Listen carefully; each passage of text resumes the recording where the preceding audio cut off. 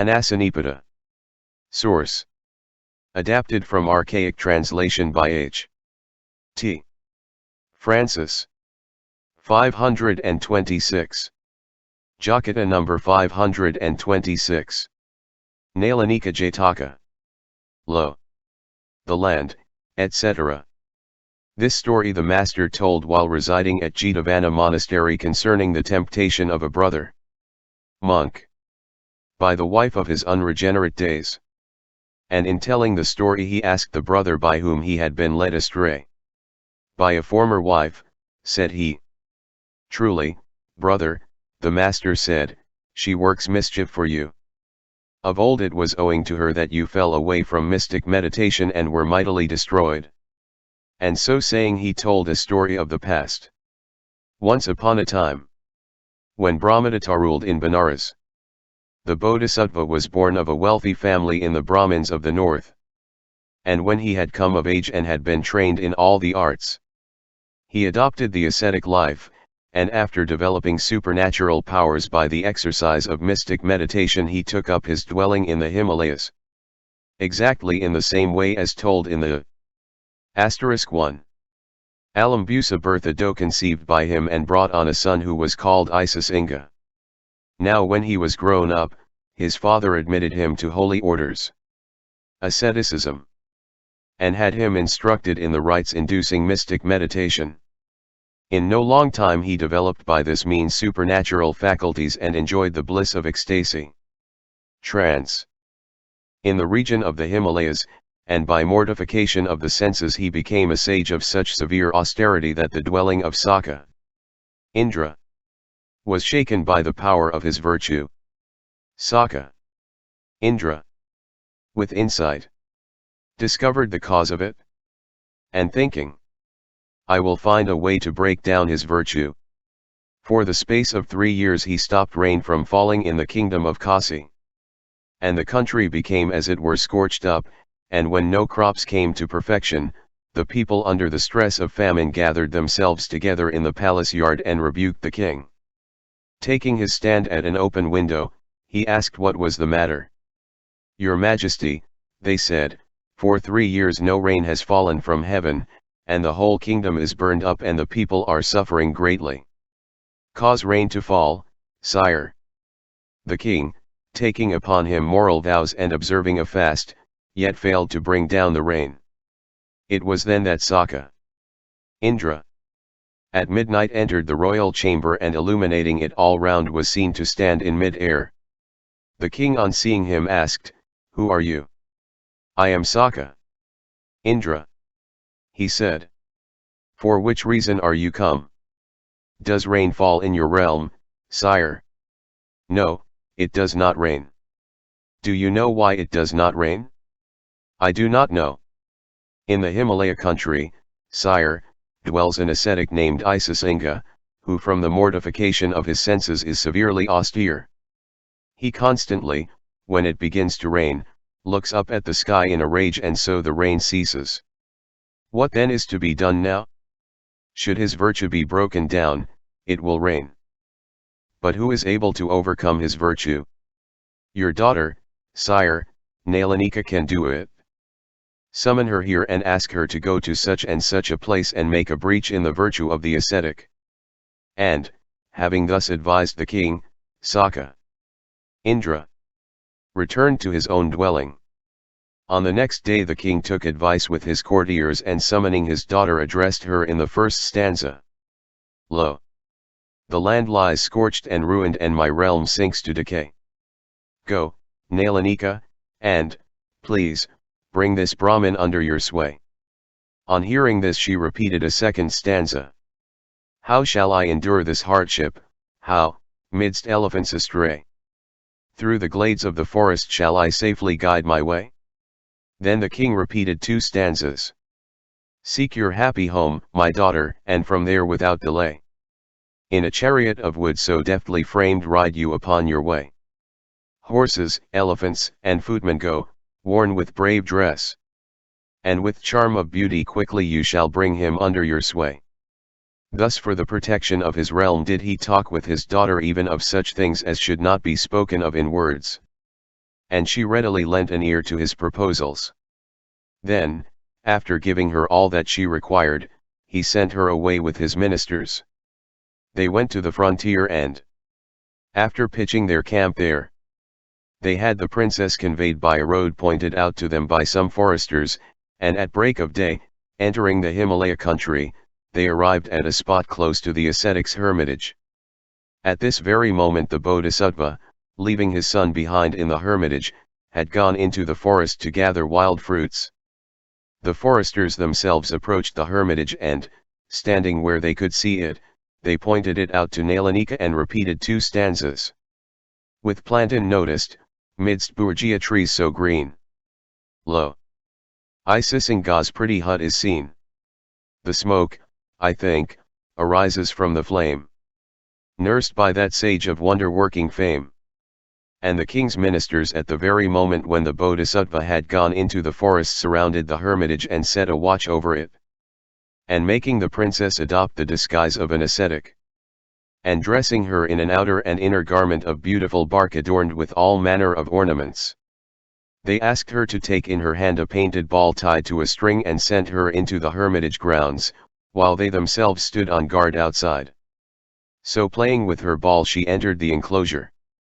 Now at that moment Isisinga was seated on a bench at the door of his hut of leaves, and when he saw her coming he was terrified and got up and went and hid himself in the hut. And she came near to the door and continued playing with her ball. The master, to make this point and more beside clear, repeated these stanzas. Decorated with gems as she came near, a bright and lovely maid. Poor Isisinga looked for in fear his cell's protecting shade. And while before the hermit's door with ball the girl plays, her lovely limbs she did expose all naked to his gaze. But when he saw her sporting thus, on from his cell he broke, and, rushing from the leafy hut, words such as these he spoke.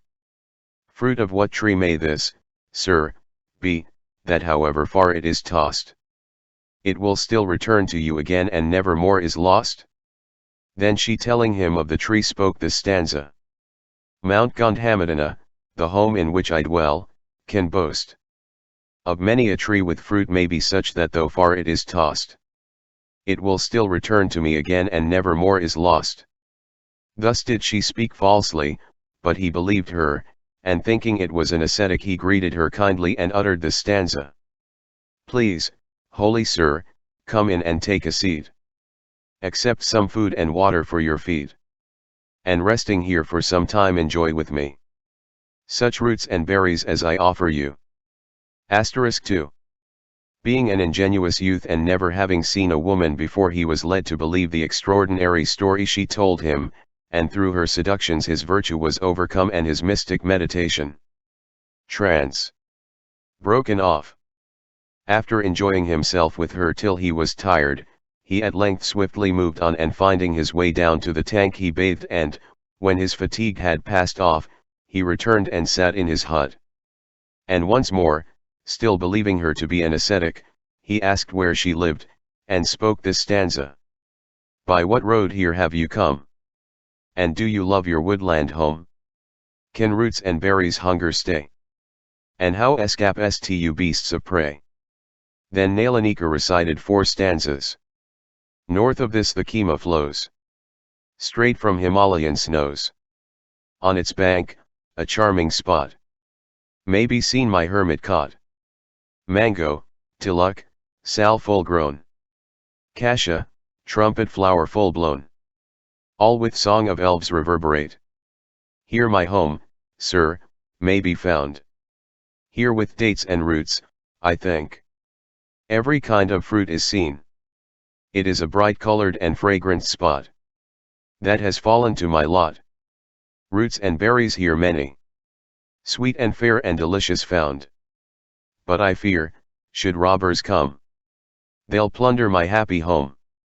The ascetic, on hearing this, to put her off till his father should return, spoke this stanza. My father searching for fruit is gone. The sun is sinking, he'll be here soon. When back front his fruit gathering he is come, we'll start together for our hermit home. Then she thought, This boy, because he has been brought up in a forest, does not know that I am a woman. But his father will know it as soon as ever he sees me, and will ask me what business I have here, and striking me with the end of his carrying pole, he will break my head. I must be off before he returns, and the object of my coming is already accomplished." And telling him how he was to find his way to her house, she repeated another stanza. "Alas! I fear I may no longer stay. But many a royal saint lives on the way. Ask one of them to point you out the road. He'll gladly act as guide to my dwelling." When she had thus devised a plan for her escape, she left the hermitage, and asking the youth, as he was wistfully looking after her, to stay where he was, she returned to the ministers by the same road by which she had come there, and they took her with them to their encampment, and by several stages reached Benares. And Sakka, Indra, that very day was so delighted that he caused rain to fall throughout the whole kingdom. But directly she had left the ascetic, Isasanga, a fever seized upon his frame, and all of a tremble he entered the hut of leaves, and putting on his upper robe of bark he lay there groaning. In the evening his father returned, and missing his son he said, "Where in the world is he gone?" And he put down his carrying pole and went into the hut, and when he found him lying there he said, "What ails you, my dear son?" And touching his back he uttered 3 stanzas. "No wood is cut, no water fetched, no fire alight. I request. Tell me, you silly boy, why thus you dream the livelong day. Until today the wood was ever cut, the fire alight, and pot on that was put, my seat arranged, the water fetched. In truth, you found your happiness in the task, good youth. Today no wood is split, no water brought, no fire alight. Cooked food is desired in futility. Today no welcome have you given to me. What have you lost? What sorrow troubles you?" On hearing his father's words, in explaining the matter, he said, "Here, sire, today a holy youth has been. A handsome, elegant boy, of charming appearance. Not over tall nor yet too short was he. Dark was his hair, as black could be. Smooth-cheeked and beardless was this boyish creature. And on his neck was hung a jewel bright. 2 lovely swellings on his fair breast lay, like balls of polished gold, of purest ray. His face was wonderful fair, and from each ear a curved ring depending did appear. These and the fillet on his head gave out flashes of light, whenever he moved about. Yet other ornaments the youth did wear, or blue or red, upon his dress and hair. Jingling, whenever he moved, they rang again, like little birds. Asterisk 3. That chirp in time of rain. No robe of bark, sign of ascetic grim. No waist belt made of munja grass for him. His garments shimmer, clinging to the thigh, bright as a flash of lightning in the sky. Fruits of what tree beneath his waist are bound? Smooth and without or stalk or prickle found. Stitched in his robe, in order loose but thick. They strike each other with a sounding click. The tresses on his head were wonderful fair. Hundreds of curls perfuming all the air.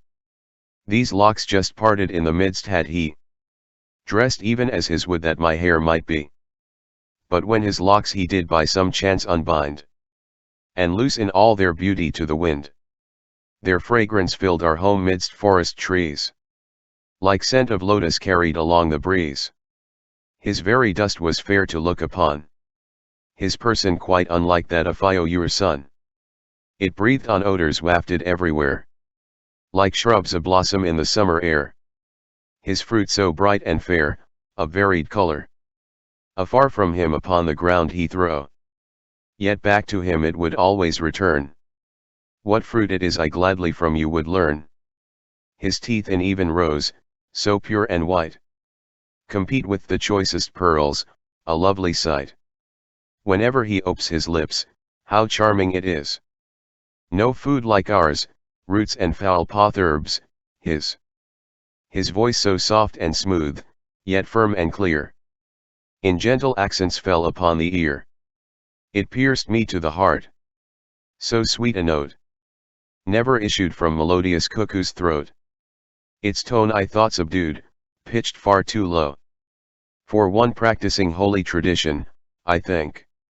However so great his kindness, I would be glad. Renew my friendship with this youth again. His warm arms flashing in their gold dress. Like shining lightning all around me play. With down, as I salve soft, were they overspread. Round were his fingers, blushing coral red. Smooth were his limbs, his tresses long untied. Long to his nails with tips all crimson dyed. With his soft arms around me clinging tight. The fair boy served to my delight. His hands were white as cotton, shining bright. Like golden mirror that reflects the light. At their soft touch I felt a burning thrill. And though he's gone, the memory fires me still. No load of grain he brought, nor ever could be one with his own hands to chop our wood. Nor would he with his axe cut down a tree. Nor carry a sharp stake, to make me happy. This rumpled couch with leaves of creepers made. Bears watched the merry pranks we played. Then in the lake our weary limbs we wash. And once more seek indoors the rest we crave. Today no holy texts can I recite. No fire for sacrifice is found alight. Yes, from all roots and berries I'll abstain. Till I see this pious youth again. Tell me, dear father, for you know it well. Where in the world this holy youth may dwell. And there with all speed, please, let us fly. Or at your door my death will surely lie. I've heard him speak of glades, with flowers of bright color. And crowded with birds that sing the livelong day. It is there with all speed I gladly would fly. Or here at once I'll lay me down and die. The great being on hearing the boy talk such nonsense knew at once that through some woman he had lost his virtue, and by way of admonition he repeated 6 stanzas. An ancient home for ages long has stood within the sunlit premises of this wood, in domains of angels and of nymphs divine.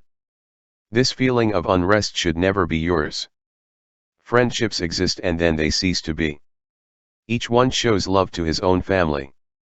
But they poor creatures are who do not know to whom their origin and love they owe. Friendship is formed by constant interaction. When this is broken, friendship fails unavoidably. Should you set eyes upon this youth once more, or hold talk with him, as in past, just as a flood sweeps off the ripened corn, so will the power of virtue be carried over. Asterisk 4. Demons there be that through the wide earth run, in varied form disguised. Beware, my son. He that is wise should not wife with such. Virtue herself is destroyed. Asterisk 5. At their touch. On hearing what his father had to say, the youth thought, she was a female yakha. Demon. He says, and he was terrified and put away the thought of her from him.